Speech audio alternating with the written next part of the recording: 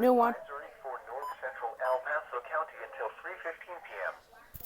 At 2:37 p.m., Doppler radar was tracking a strong thunderstorm over eastern Colorado Springs, moving north at 40 miles an hour. Penny-size hail and wind gusts of 50 to 55 miles an hour will be possible with this storm. Significant weather advisory. Locations impacted include Colorado Springs, Monument, Air Force Academy, Black Forest. There's Black Forest. That's mine.